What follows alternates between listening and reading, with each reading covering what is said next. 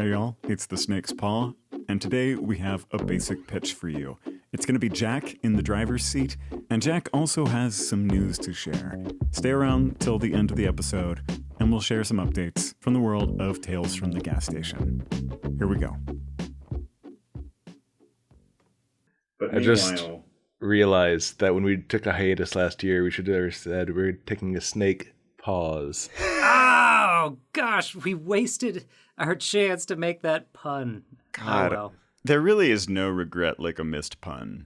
That French phrase, esprit de l'escalier, for good comebacks that you think of on the stairway, I mainly think of them for puns. I think about that one person in our comments for one of the heretical basic pitches we did, specifically the one where Jesus and Mary are running a long con, and we couldn't come up with a good title for it, and someone in the comments that I didn't see for 2 days was just like, all caps, Grift of the Magi.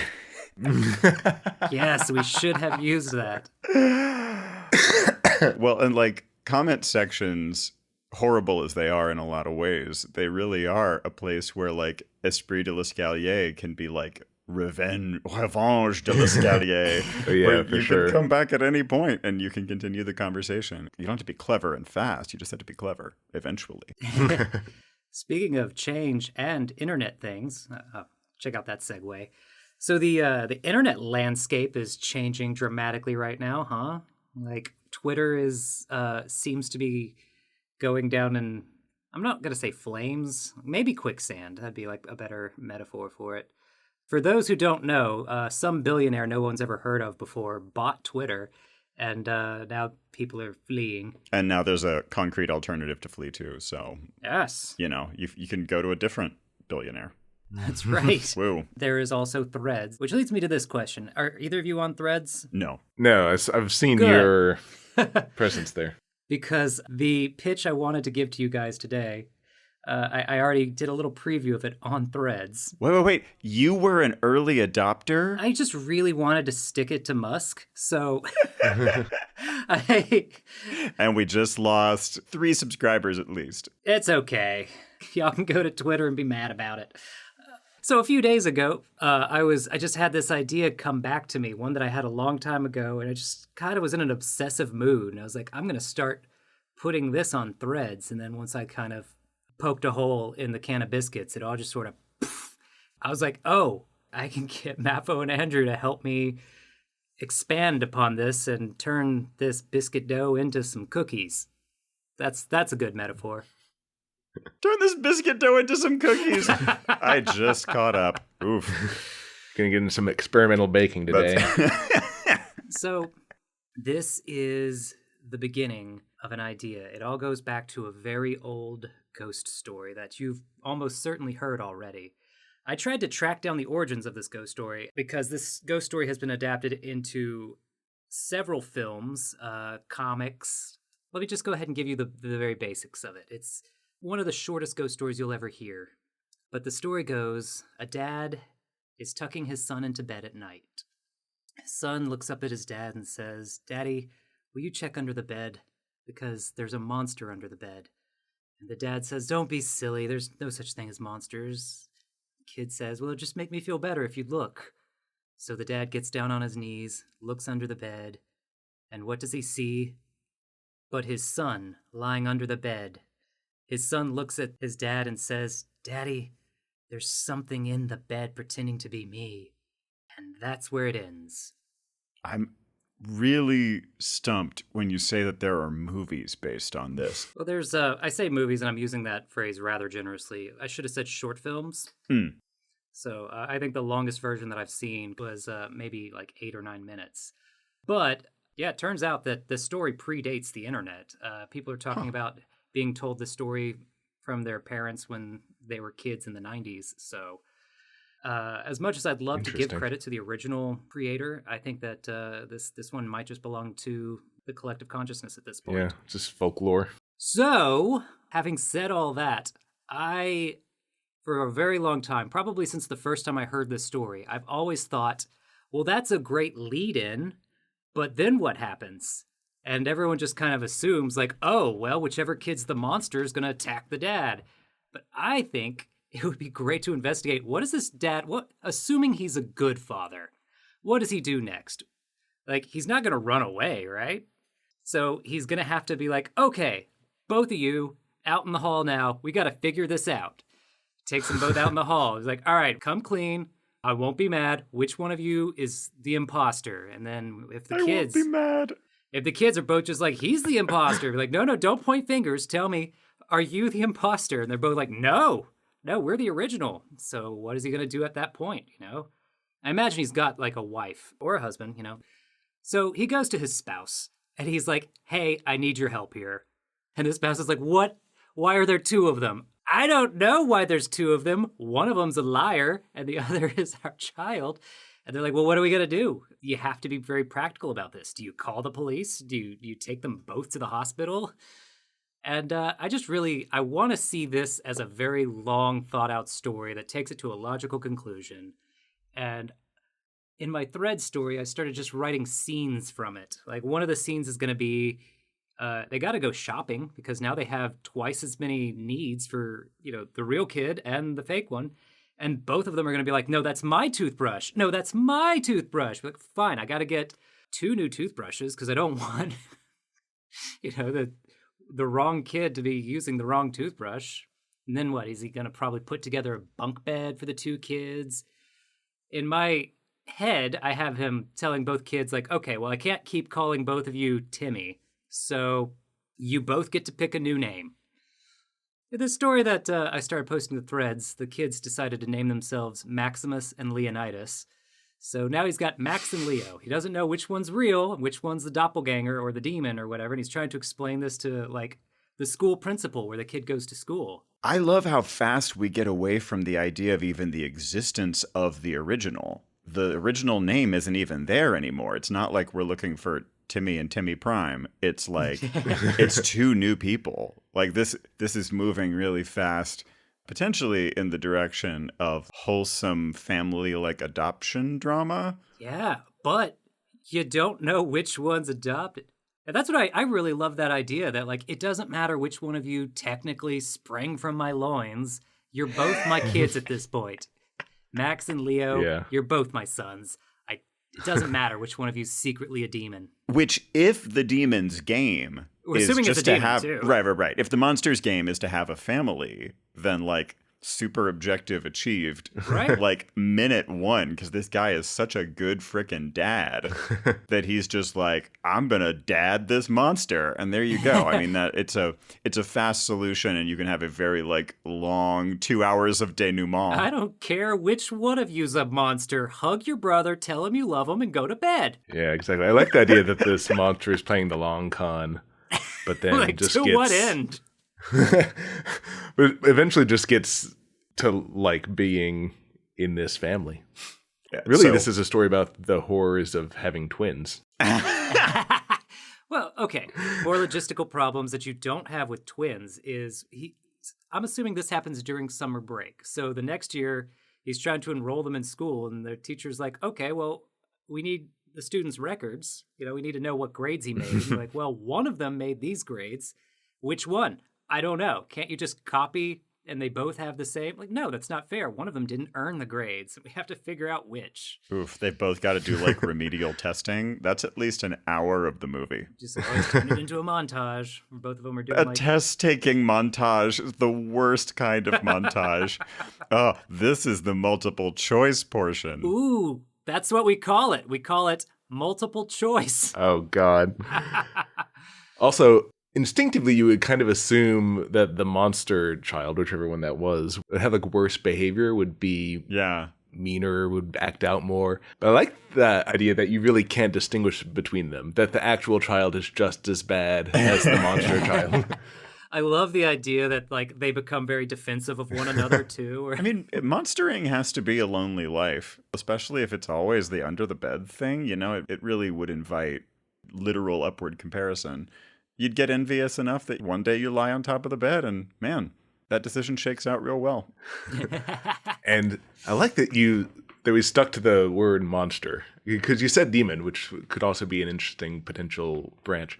But a demon has a sort of intent behind it. It works with purpose, whereas a monster is just in it for self-preservation. Yeah. And so maybe it's essentially like a parasite that is just feeding off of the family. Not eating the family, just eating the food that the family gives it. I was like, it eats love. And no, like it eats peanut butter and jelly. Without the crust, it's like specifically. One of those Monsters, Inc. things, but instead of like fear or laughter, like they feed off of love. So it's like a very specific kind of parasite. It's such a relatable monster. Yeah, man. I feed off of love too. What if it like grows up and it like starts dating and then it like falls in love with someone and then it marries someone? And then it's like, I don't need my family anymore for love. Whoa. I think we've taken this to just wildly unexplored plot territory. I can't keep doing that anyway. So the way I ended my thread's series of scenes. So the last scene I have is they hire a priest to come and like perform an exorcism, and we're like, I'm just gonna splash some holy water on both of them. We'll see which one's the real one and which one's the demon. And the mom is like, well, hang on, we're going to eat breakfast first. And the dad's like, no, we got to do it first. That way we don't waste food on the demon. And then the kids get like real defensive, like, how dare you? He is your child. But of course, were we to continue that, the exorcism of Max and Leo, I imagine that the holy water would not do anything. And it would just continue. Like, we don't know what the extra child is. We're just going to assume he's a changeling who forgot to do half of his job. Get rid of the other one. Right. I like that idea. The holy water gets in everybody's eyes. They're all like blinking and confused for a minute. When they open their eyes, the priest is gone and there's a third copy. Imply that this is going to go on forever and we're going to be infinite children. The monstrous dodecatuplets you were saying. I was thinking like structure-wise, I like the idea. So we start with this setup. There's the second child. And then you have like a series of scenes of trying to figure out which is the real child. And slowly they just resolve themselves to the fact that they have another child. And it becomes more just like a domestic drama, I guess, or sitcom maybe, depending on what kind of tack you want to take. I guess there's going to be the people, and I know this because I would be this person if I were watching this, who's like, well, at the end of the season, you got to tell us what's going on. You can't string us along forever, Lost. So, do we answer the question? I feel like with the three of us, Jack, you've just identified yourself as a you have to tell us by the end person, and Mafo, you normally are a like fertile ambiguity person. I'm for sure strong nodding going on right now. Yeah. So I guess I'm stuck being the tiebreaker. There might be a nice middle ground here where we like, here's what's probably happening.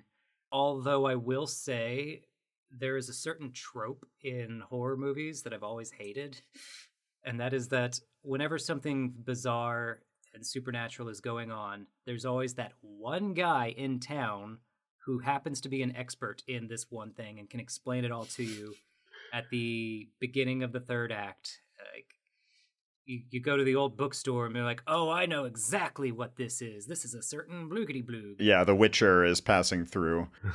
Well, as I guess a moment of suspense from what we're going to decide about the ending of this thing, I'm curious. I haven't been on Threads at all so far. We don't get a lot of like fan input midway through a story normally, so how's it landing? I think I've had like 6 people comment on it, so we're going to call that muted reception. I think I've had one person was like, well, which one was real? Oh, you know what? I'm at my computer. Let's go. Wait, no, they're not on computers yet. You have to use the app. Wait, what? Really? Oh, yeah. Threads, you have to use your phone for it. Oh, there's a scene I forgot to mention where he's taking the kids to the grocery store and some woman's like, oh, how do you like having twins? And the dad snaps at her like, they're not twins. One of them's a demon or a changeling or something. So like demon, monster, and changeling have all come up. I feel like I don't know what the remedy for changelings back in the day when they believed in changelings was supposed to be. So of I course, could get a little dark knows. with this. So a while back I read some stories by Sheridan Le Fanu who was like a horror writer in the 1800s. Yeah, like proto sexy vampire. Yeah, kind of yeah, guy. Camilla. He has several stories about like evil fairies, and they're really unsettling. There's like a wonderful, uncanny quality to them. But that kind of got me down a rabbit hole. There were like instances in like 1700s, 1800s, people thought someone was a changeling or had been replaced by a fairy or something like that.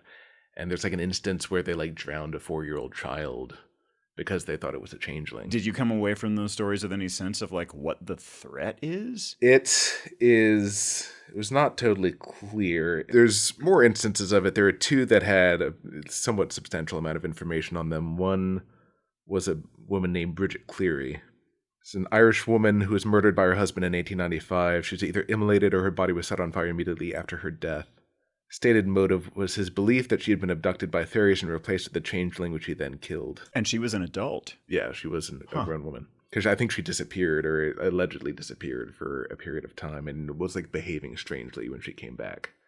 And then the other one is the young boy, it's Michael Lee. This is a real insight into Mafo's life. Mafo has like a saved note with these names in it, and was not just going through his phone for web pages, but for the through the master archive. So yeah, he was believed. This is 1826, so not even that long ago. The other one was 1895.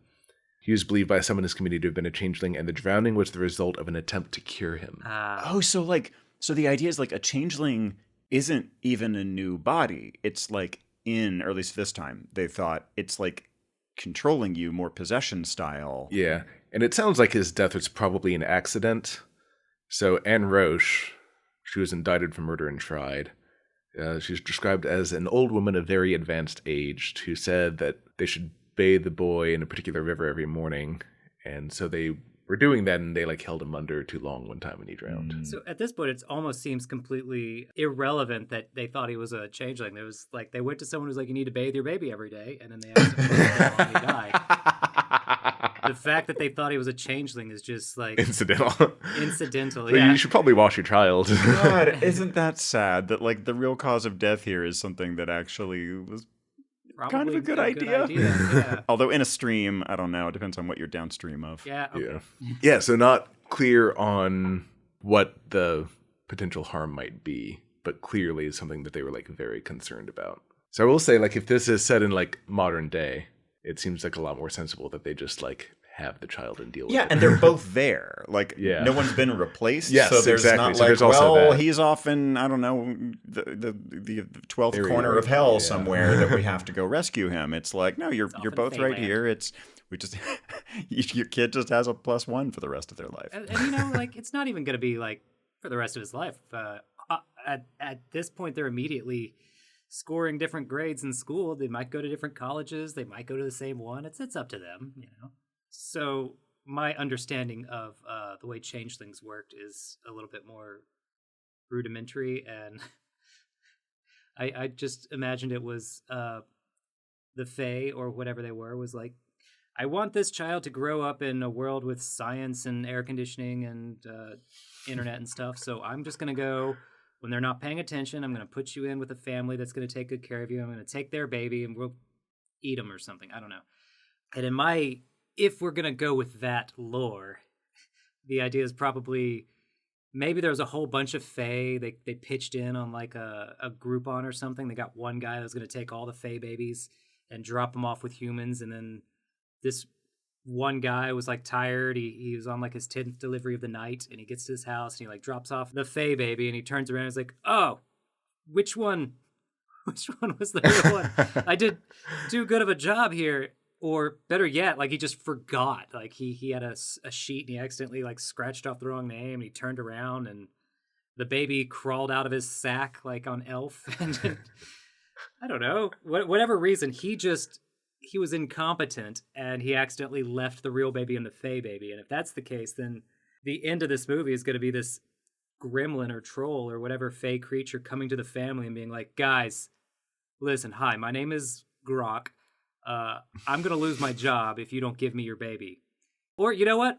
We'll split the difference. You give me the Fae baby, and I'll just return them. I'll find another family, and the family is going to have to be like, we don't want to help you. We want to keep both of them. Or yes, we will help you determine which one's the real one. And if they have different names by this time, if we've gotten this far in the movie, if we've gone through the heartstring pulling experience of a test taking montage, like we are attached to both of these children by now. And that is true of the parents too.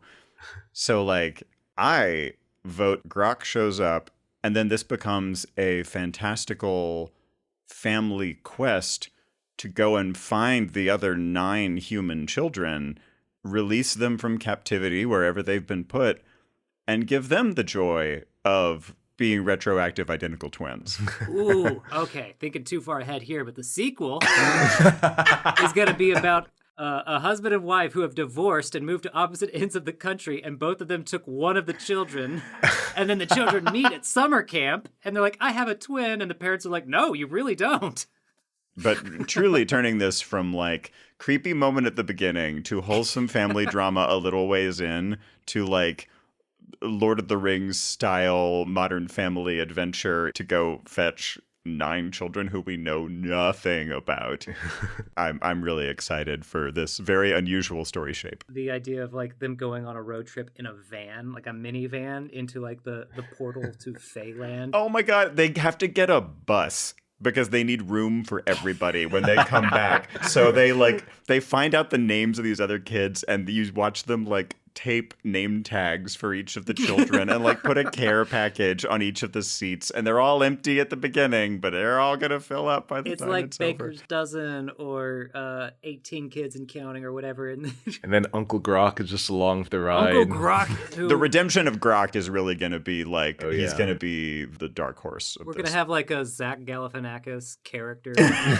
Just like, guys, it's me, Uncle Grok. I know I kidnapped you earlier, but I've changed my ways. I don't know what Zach Galifianakis' voice sounds like, so I'm imitating him. Yeah, I'm leaning towards Gilbert Gottfried again. It's, yeah, I love it. Does it feel like there's enough fertile ambiguity here for you, Mafo, about like, going to hell and fetching 9 kidnapped children could be a metaphor for something? Yeah, no, absolutely. You can be a metaphor for like 6 different things. So there's fertile ground. I cannot wait for you to list one. I really love the idea of doing like a little care package for each child that you've just freed from hell. We just rescued you from the dimension of damnation. Here are some orange slices. Oh man, the closing of the film, because we have just a little bit of time to get attached to each of these kids, but they all get to know and love each other in the escape from fairy hell. And then they have to part ways because they all have these families they have to go back to. And so you just see, I don't know, some Celine Dion song is playing or something like that over a montage of like, you see each of the children like lying on the floor under a bed as they are about to bring the shock of their lives to their parents. So we tease for 9 sequels. Yeah. Oh God, yeah. Which I think is the smallest number of sequels we've proposed in any of our basic pitches so far. Yeah, I knew you guys could get us there. That sounds perfect. All right, so new threads. Thread singular? Is it a threads? This sounds like a whole tapestry that we're putting together here. Oh, we should start a thread for Snake's Paw. We could do that. Yeah. We're already great, as you all know, at keeping up with our other socials. Instagram is the most active. Mafo is responsible for the Instagram and single-handedly keeps it afloat. It sounds like people should follow the Gas Station Jack threads, though, if they are early adopters like you are. That's right. Oh, by the way, to answer the question you asked 30 minutes ago, I went back and checked. There was exactly one response to my thread thing, and that was the Which One's the Real One by Crime Scenes and Cupcakes, who, by the way, go follow them on threads, too. Very good content on that. Crime Scenes and Cupcakes. That's a great handle. That is honestly the main reason to be an early adopter is you get the username you want. Yeah. That actually might be the thing that pulls me. Yeah, I'm not gonna And real quick before we end, rapid fire. What are we going to call this? Oh, man. What was you had a great title. Multiple choice. Right. Yeah. I think that's pretty good. It's going to be hard to top that. We have to stretch out. We have to like make the testing thing more than just a montage. Maybe at the very end, like the kids' scores come in and they're both incredible achievers, and they've actually made each other better because they study together and they like talk about things Study out loud. buddies. So the one before was like a Study B buddies. student, and now Study Buddies. That's a cute title too. It's completely idea. Just buries the supernatural themes completely. We're gonna disguise the preview. We're not gonna show any of the hell scenes. Look, it's a gonna make reverse it look Scary like- Mary. What's this movie about? Something about twins learning to love each other, and then the movie opens with like the creepy pasta of the kid under the bed. That's right. We're gonna get this thing a G rating. Other titles. Max and Leo. Max and Leo. That crossed my mind. Yeah. Once again, it's- just it's completely endearing. does not tell you what the movie's going to be about. Yeah. Who would think a show called Max and Leo? It sounds like a story about a person and their wholesome dog adventure. And they end up in hell. But they come back, so it's great. I dig it. I think we could easily go a little too clever with this one. So There's like that. It's like a Macaulay Culkin movie. It's called like The Other Son or something like that. The Good Son. The Good Son. The Good Yeah. Son. Ooh. Yeah. So I think maybe something, not The Good Son, obviously the title's The already problem taken. child. Which is actually also already been taken. Okay. I kind of like The Other Son. That one's sort of Because then you're like, which vague. one's It's the- enticing. We also, God, I mean, if we're gonna, so depending on whether it's like fairy hell or like demon hell, well, we also do have My Brother's Keeper. Ooh. Well. Well, okay. I don't love Bible Yeah. quote as the thing, but you know, it's an option. Brief aside, the call ends in under a minute. Mhm. So Anyone has anything important to say it right now. Go. I love you both. Like and subscribe our videos. Oh, yeah. That, too. I love all of you. I also love you, Mafo. I love you, Andrew. I love this movie. I love whoever's listening to this. We haven't actually Oh, ever yeah. run quite this long before. 3, I am going to be 2, talking clear through to the instant that it.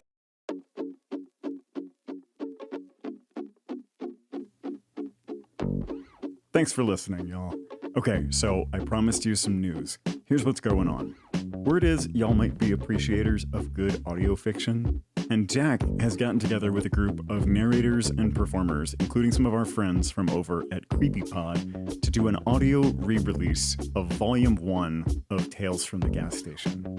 This is going to be Jack's first book, presented the way we often do our stories here, with a full cast, sound effects, the whole 9 yards. You'll be able to find it on Amazon, and they have some say in the release timeline, so we can't give you a specific date, but right now we're thinking a matter of weeks. So that's the news. You now know everything that we know, and thank you again for joining us in these little brainstorm sessions. I don't know if you noticed, but this one contains maybe my favorite sounds that Jack has ever made. I call this little piece of audio art the life cycle of a bad idea. Ooh. Well. That's all for this time. See you again soon.